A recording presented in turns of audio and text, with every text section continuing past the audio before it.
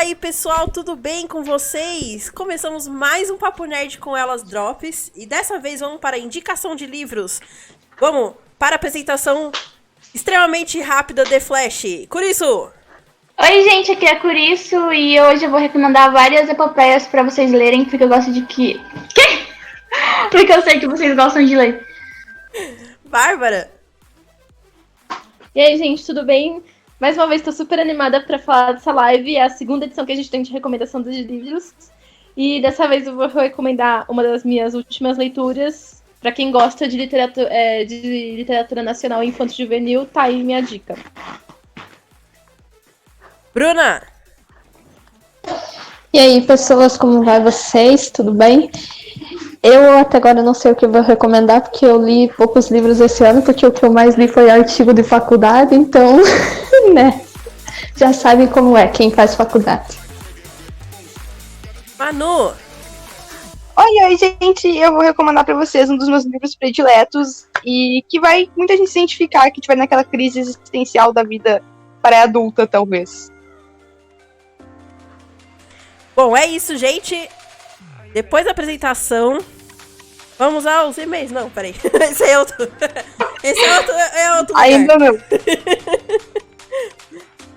Bom, gente, primeiro, vamos rapidão para o livro de Curiço. Curiço, que livro você recomenda pra gente ler? Olha, gente, eu vou recomendar pra vocês 50 Tons de Cinza. Brincadeira! Putz, meu Deus do céu. Eu segurei a respiração. Eu segurei a respiração porque eu achei que era sério. Eu segurei a respiração porque eu achei que era sério. Quase não Eu acreditei. juro, eu pensei que fosse verdade. Trolei. Eu não leio esse tipo de coisa. Minha mãe não deixa, infelizmente. Quer dizer, eu não queria ler ainda. Eu vou recomendar pra vocês um livro bem legal, que ele foi escrito pelo Richard D. Adams, e é o Watership Down. Alguém aqui já leu? Eu já ouvi falar. Não.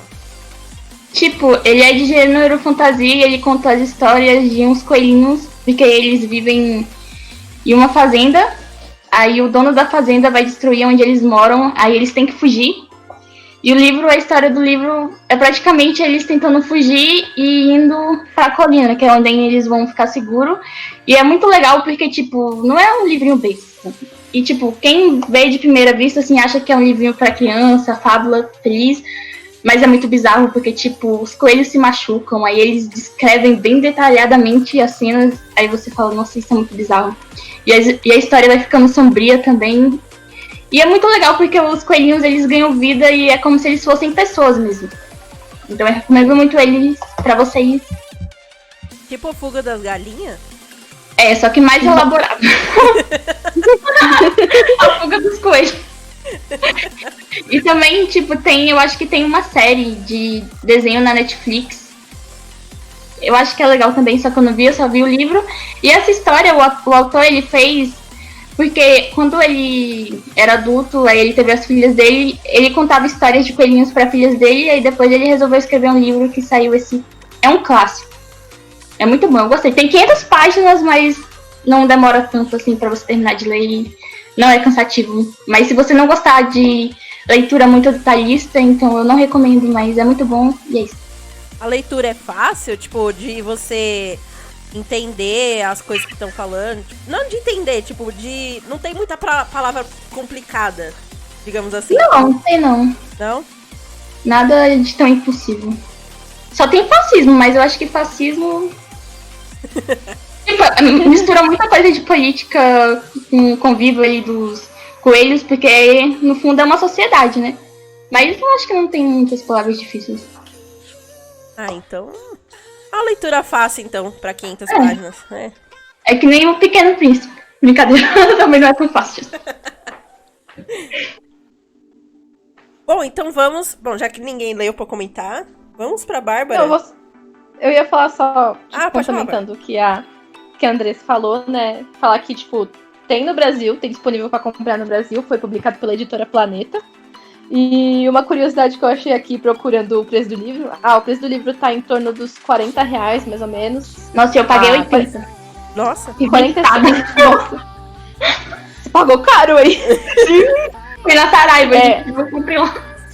R$46 a capa dura, R$42 a capa comum e R$30 o Kindle. E no Reino Unido ocupa o segundo lugar entre os livros juvenis mais vendidos do século XX, ficando atrás apenas da saga Harry Potter. Eu acho que isso é uma coisa bem importante. Por favor. Realmente. Temos um sucessor do Harry Potter ou não? Eita, será que é melhor que Harry Potter? Não, não. Minha vez, né, Carol? Uhum. Tá, o livro que eu escolhi foi o livro Ouro, Fogo e Megabytes, do Legado Folclórico, escrito pelo Felipe Castilho. É uma obra nacional que exalta o folclore brasileiro com uma pegada infanto-juvenil e moderna. Fala sobre um menino chamado Anderson, que ele é totalmente viciado em RPG, esse tipo de coisa, sabe? Até que ele arranja uma suspensão na escola, né? E aí, tipo, como é que ele vai contar pros pais dele que ele levou uma suspensão por uma coisa que ele não fez?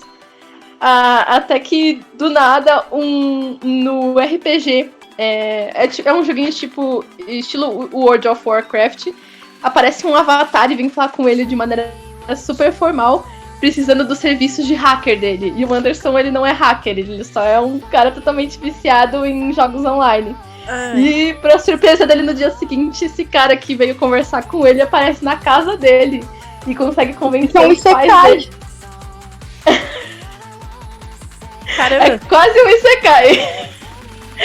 No começo realmente parece um Isekai. No dia seguinte ele descobre que esse cara é um cara super baixinho, que realmente é muito engraçado porque no jogo ele escolheu o nick de um anão pra poder falar com o Anderson no jogo, e na vida real ele aparece como uma pessoa super baixinha e consegue convencer os pais dele a levarem esse menino, mentindo pra ele, dizendo que ele vai trabalhar. Ele ganhou uma viagem pra São Paulo por causa das Olimpíadas de Matemática. Na verdade, ele tá sendo levado pra São Paulo pra trabalhar como um hacker. E o Anderson fica tipo: meu Deus, eu preciso esconder pros meus pais que eu fui suspenso da escola, mas eu também tenho que ser um hacker. O que ele escolhe? No fim, ele acaba indo. Acabam utilizando de umas magiazinhas e conseguem convencer os pais dele a deixarem ele ir pra São Paulo. E lá ele descobre que ele vai se misturar com um monte de ativistas ambientais estranhos ligados ao folclore brasileiro pra tentar acabar com uma empresa que tá tentando destruir uma dessas criaturas. Meu Deus! É muito... Gente, parece muito doido, mas é uma história muito legal. Tanto que eu tô usando o livro pra fazer meu TCC. Pra quem não conhece nada de folclore brasileiro, ou pra quem tem vontade de ler alguma coisa e às vezes não sabe por onde começar, eu gosto muito de recomendar esse livro porque ele é muito divertido, ele é muito engraçado, ele tem personagens bem cativantes, ele tem uma escrita super fácil, tanto que é infanto-juvenil. É um ótimo livro pra quem tá afim de começar a ler e às vezes tem preguiça. E assim, o autor é a gentileza em pessoa, ele é muito gente boa, é o tipo de pessoa que você poderia facilmente pedir pra sentar num café com ele e vocês bateriam um papo uma tarde toda, né? Porque é muito ruim quando aquela pessoa, aquele seu ídolo é uma pessoa muito antipática, mas não, o Felipe Castilho é um dos melhores autores que eu já tive o prazer de conhecer, ficou batendo um bom papo comigo quando eu pedi pra ele autografar um dos livros que eu tenho dele. Então fica aí minha recomendação. Caramba, cara, só por essa descrição, já vê que é um livro sensacional, cara. Realmente, até eu vou ler. Eu achei maravilhoso. Gente, é uma viagem total esse livro. Isso é caro. Falando agora das questões mais técnicas, é um livro publicado pela editora Gutenberg, que custa R$ 44,90 no site da editora. Eu paguei um pouco mais barato no site da Amazon, eu paguei mais ou menos 20 em cada volume, né? São 4 livros, o 4º livro vai ser lançado ano que vem, então por enquanto só tem 3, e aí fecha a saga. É bem bacana porque cada livro trata de um elemento e das criaturas ligadas a esse elemento, é bem bacana. Os livros são Ouro, Fogo e Megabytes, Prata, Terra e Lua Cheia, Ferro, Água, Escuridão e o último Serpentário, né? Ou não? Não, o Serpentário é um livro totalmente independente. O último vai se chamar Vento, Aço e Sacrifício. Ah, tá. Faz mais sentido do que Serpentário. Serpentário também trata de folclore brasileiro, mas é uma coisa totalmente não ligada com essa obra, é até um pouco mais adulta. Ah, tá. Mas aí fica a dica, gente. Dica sensacional, na verdade, porque... Olha aí, com a curice disso, você cai, brasileiro. Olha aí.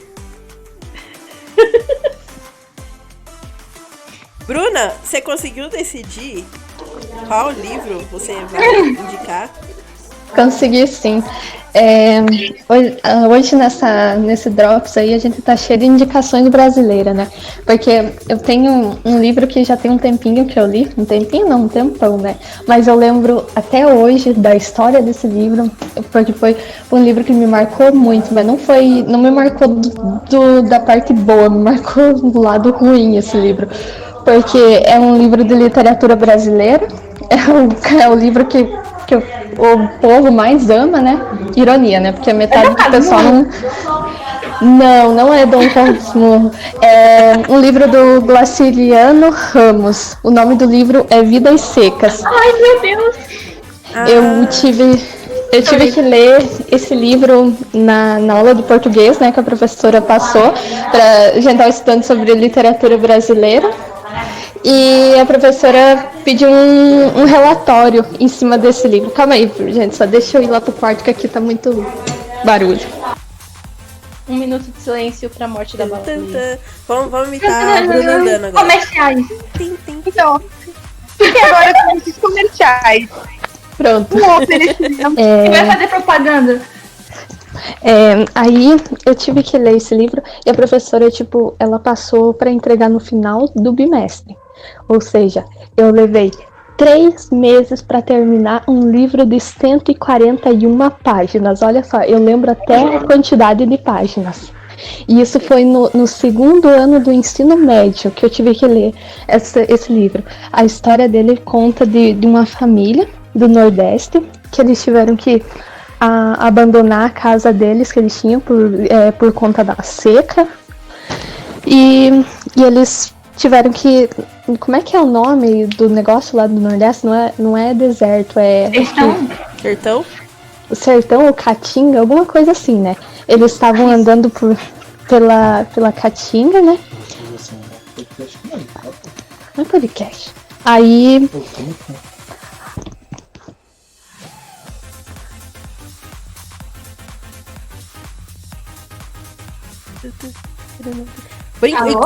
Enquanto a Bruna tá em silêncio, tá tocando musiquinha de fundo, de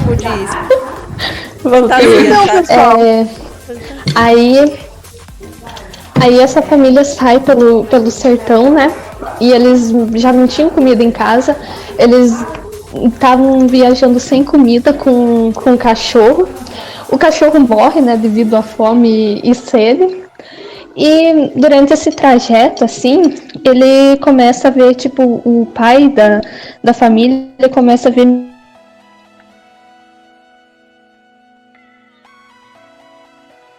Bruna? Alô? Putz. Ixi. Será que falhou o microfone dela?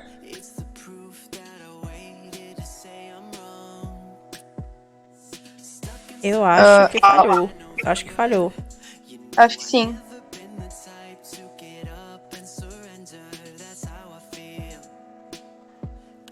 Vamos então. Depois a gente volta no seu livro, Bruna. Porque o seu livro tem bastante coisa pra comentar. Manu, diga o seu. Então. Diferente das meninas que gostaram de uma literatura brasileira. E eu trouxe O Apanhador no Campo de Centeio, que é um livro que eu li alguns anos atrás. Ele é do J.D. Singer e ele conta a história do Holden Caulfield, que ele é um jovem e ele não tem muitas expectativas do futuro dele. Ele tá entrando na vida adulta. E eu me senti muito identificada na época e hoje em dia eu pretendo reler o livro para ter uma nova visão da história. E o que é a frustração dele, a comparação que ele faz com a vida adulta.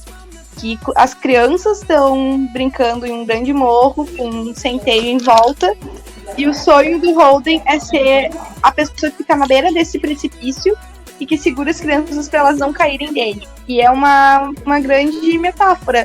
O precipício seria tu cair na vida adulta, e grandes comparações de que os adultos são hipócritas, são chatos.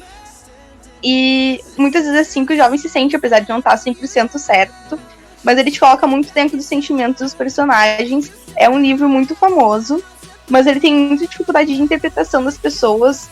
Algumas dizem que não entenderam nada, mas eu super recomendo ele pra quem tá nessa faixa etária dos 17, 20 anos, porque é bom pra te ver que tu não tá sozinho, que muita gente se sentiu assim.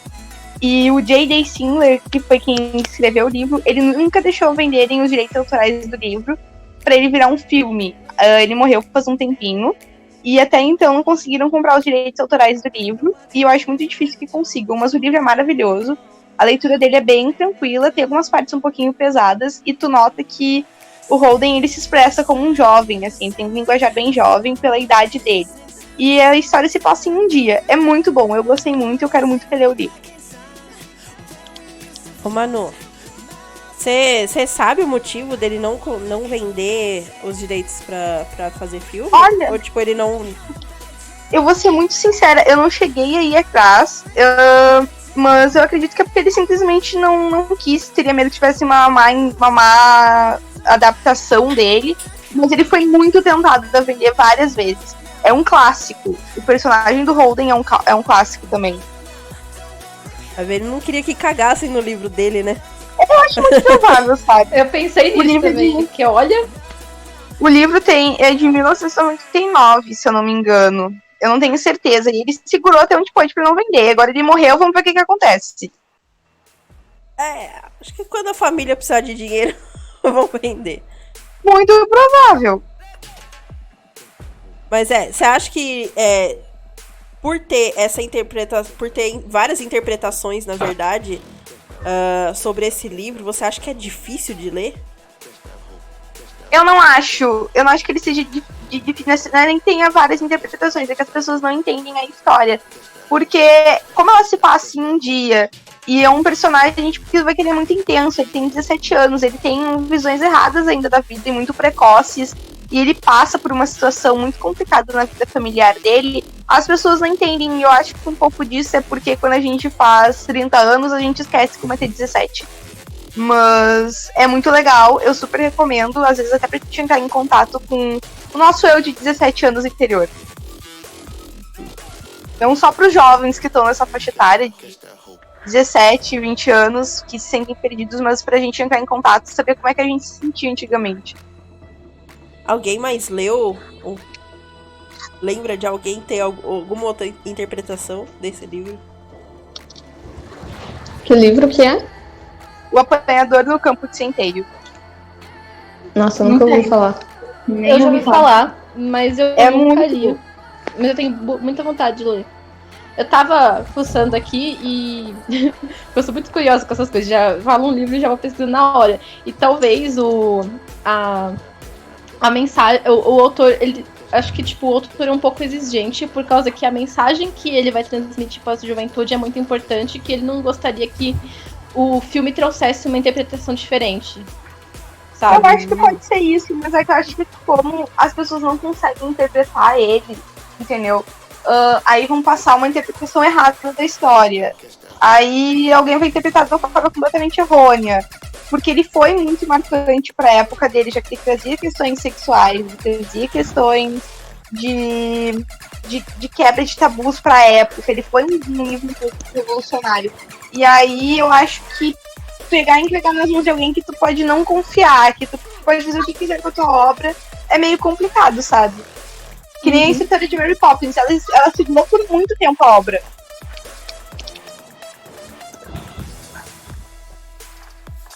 Gente, eu caí da chamada, fiquei falando, acho que sozinha ali, do nada apareceu, só que eu fui desconectada. Em que parte que eu parei? Oi? Antes de você voltar, deixa eu só complementar o que a Manuela falou, falando que o Apanhador no Campo de Centeio, ele tá disponível na Amazon por R$ 44,90 reais. E foi publicado pela editora Todavia. Você parou... Você tava bem no comecinho quando você parou, Bruna. Nossa, então eu falei... Morreu. Caralho, eu falei a história inteira sem estar na chamada. Meu Deus, que merda. Não sei o que aconteceu. Isso aconteceu a mesma coisa quando eu fui entrar na chamada, dizia que estava desconectado e eu não consegui entrar. Demorou um pouco para eu conseguir entrar. Mas pode continuar agora. Você parou que eles estavam andando pela Caatinga? Sim, tiveram, como eu falei, tiveram que abandonar a casa deles que eles tinham, né, por conta que não tinha mais água nem comida. Aí o carinha, ele começa a ver, tipo, miragem, imaginar as coisas, assim. Ele, assim, de longe, ele avistou uma fazenda, que na verdade não era uma fazenda, né, era só uma miragem. E ele começou, por conta da fome, ele começou a ter alucinações. E ele teve, tipo, alucinação que ele foi na fazenda, lá na fazenda tinha muitos animais, tinha cavalo, galinha, porco, vaca, todo tipo de animal que vocês imaginam numa fazenda. E lá ele conseguiu meio que chegou naquela fazenda, não morava ninguém na fazenda, e ele, na imaginação dele, o sonho, sei lá o que era, né? Ele se imaginava que estava vivendo naquela fazenda, mas ele tinha um problema. Que, como eles estavam em época de seca, não tinha água. A fazenda continuava sem água. Então ele tinha esse problema. Que, apesar dele tá na fazenda, que na verdade não estava, né? Porque era só uma miragem, ele tinha que resolver esse problema. Mas depois que ele se toca que não é fazenda nenhuma, que ele só está imaginando, tendo alucinações por conta da fome, ele continua andando com seus filhos, porque ele tem duas crianças. A mulher dele acaba morrendo no meio da viagem quando eles estão caminhando e ele fica só com os 2 filhos. E o final do livro, assim, ele consegue encontrar abrigo na casa de um senhor que abriga eles e dá comida, dá tudo, e ele consegue salvar os filhos dele. É uma história, assim, poderia dizer que é simples, mas para mim, na época, não foi uma história nada simples, foi muito complexa para mim, porque todo mundo sabe que literatura brasileira não é fácil de se entender, que eles usam muitas coisas assim que você demora, às vezes você tem que ler umas 2 vezes uma mesma página para você conseguir entender o que está acontecendo na história. E como eu estava no ensino médio, aquilo lá era um bicho de 7 cabeças para mim, né? Então foi um livro, assim, como eu falei no começo, que me marcou muito, mas não um marco bom, foi um marco ruim, porque eu odiei o livro. Mas hoje em dia eu vejo que o livro foi uma ótima experiência para mim. Porque se eu lembro todo esse tempo... Se eu lembro todo esse tempo da história, lembro do autor, lembro da quantidade de página, tudo lúcido, foi uma coisa que eu nunca esqueço. Então não foi ruim essa experiência, foi uma experiência boa. Hoje eu enxergo isso, mas quando eu li, eu falei, nossa, que livro merda, nunca mais vou ler um livro desse. Mas hoje em dia eu leria com certeza esse livro e outras literaturas. É isso. Estão aí na chamada, gente? Sim, não, a gente tava deixando você falar. Bárbara, você tem alguma coisa a comentar desse livro? Eu já li, tive que ler pro ensino médio, pra faculdade, eu acho uma leitura bem bacana. Todo mundo fala, mas eu gosto de falar que a morte da baleia me acaba comigo toda vez que eu leio, né? Nossa, é muito triste. Melhor personagem. Verdade. Bom, Vidas Secas é um clássico porque ele reflete muito a vida de quem era uma coisa muito comum, ele reflete a vida de quem tem que se mudar por causa de secas e para passar fome, né? E eu acho que ainda é uma coisa que repercute muito, porque parece, não tenho certeza, mas eu acho que ainda é o cotidiano de algumas pessoas que vivem em regiões de Caatinga, né? E acho que é isso. Eu acho uma leitura obrigatória para todo mundo, né? Se você nunca teve vontade de ler absolutamente nada no ensino médio, mas tem vontade de ler alguma coisa da literatura clássica brasileira, eu acho que é um bom livro para começar. não me recordo a respeito da escrita. Eu acho que é uma escrita um pouquinho mais complicada mesmo. Mas tem muito. Ela realmente é uma escrita muito complicada. Eu não sei se era porque era da época, porque eu era mais nova, ou ela realmente é uma escrita complicada, porque eu não cheguei a ler a segunda vez do livro, até porque a única coisa que eu não lembro mais do livro é o nome dos personagens, mas o restante eu lembro tudo do livro. Mas pra mim foi muito complexa a leitura dele. Eu tive que, além de levar todo o tempo de 3 meses, não foi só porque eu não gostei de ler o livro. Também foi porque toda vez que eu pegava, acho que eu lia duas folhas por semana. Mas só que apesar de eu ler essas 2 folhas, eu tinha que voltar e ler de novo essas 2 folhas para eu conseguir entender a leitura, porque realmente para mim foi muito difícil. Eu precisava fazer aquele relatório do livro, porque eu precisava de nota. Eu tava com nota muito baixa naquela matéria. Caramba, gente. Bom, agora eu vou fazer a minha recomendação.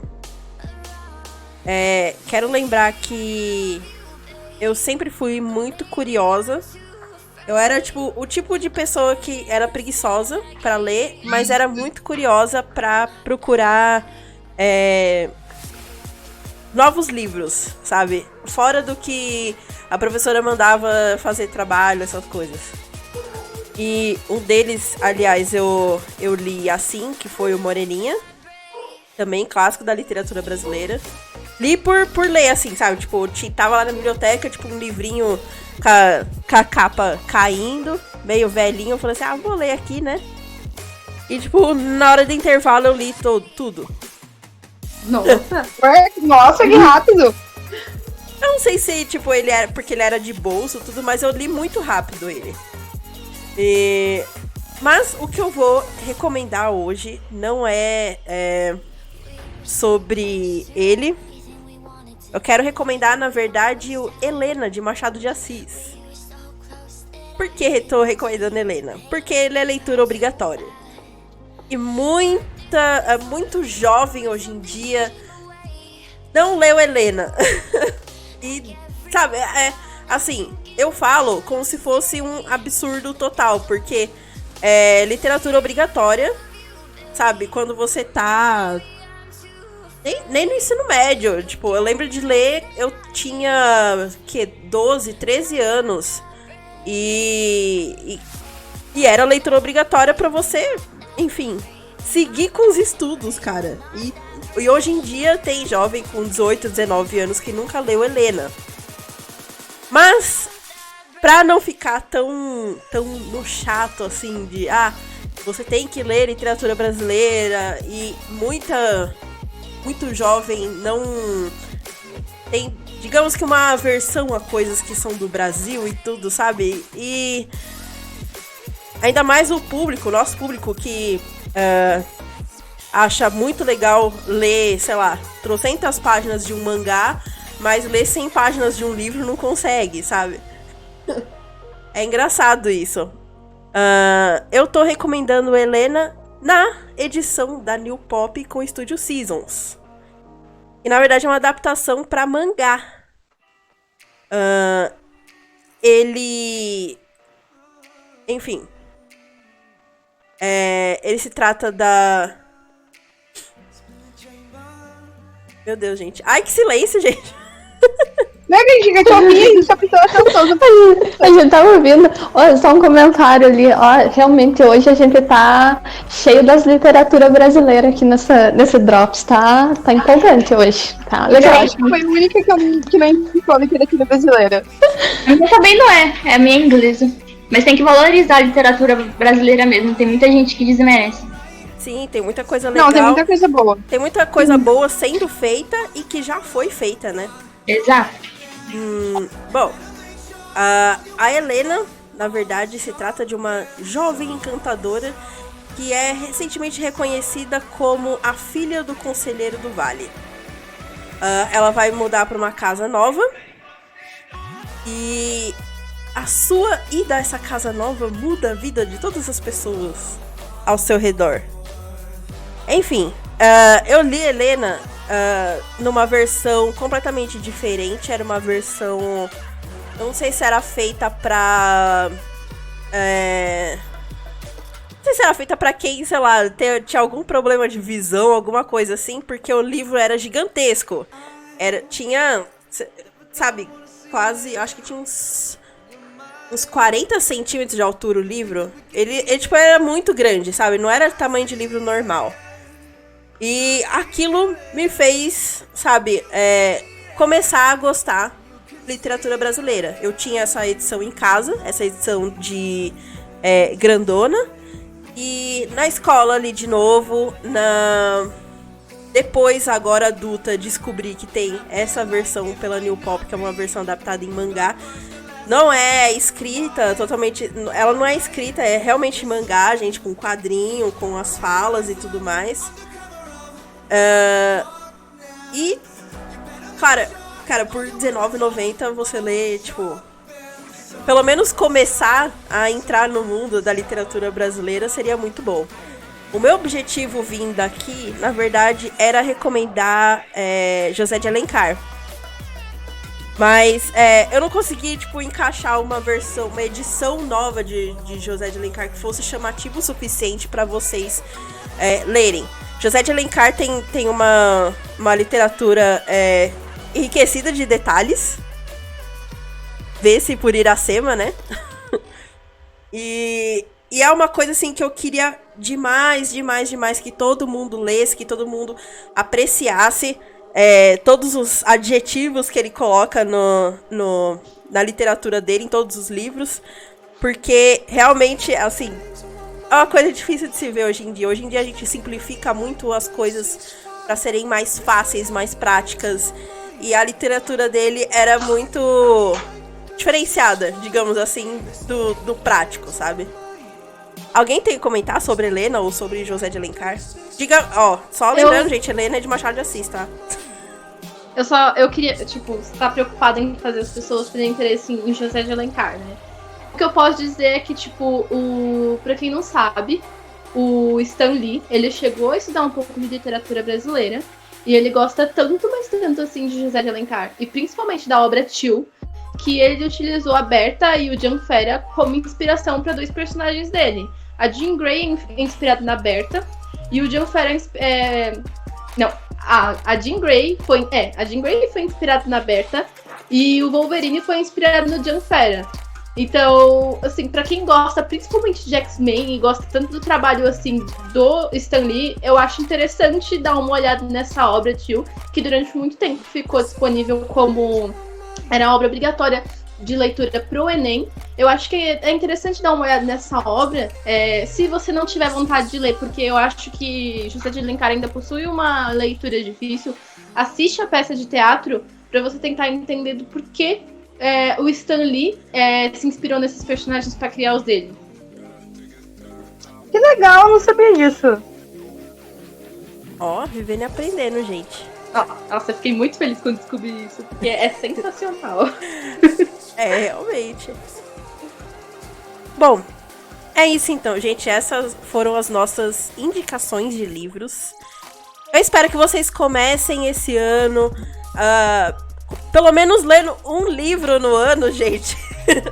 É o mínimo, sabe? É o mínimo que a gente pede pra vocês. Fiquem ligados também que no NSV, no site do NSV, tem também review sobre livros que a gente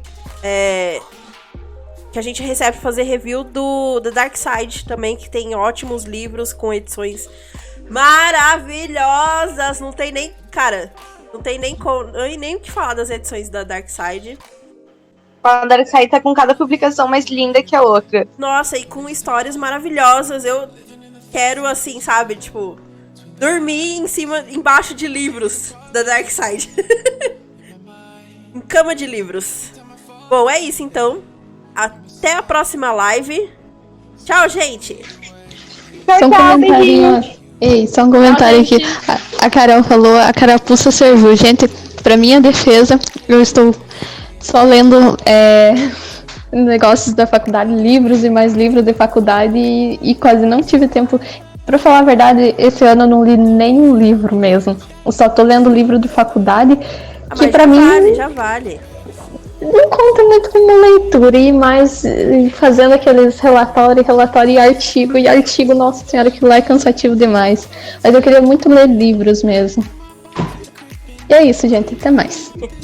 Até mais, gente. Bem, tchau. Siri, por que você abriu? Peraí, tchau, gente.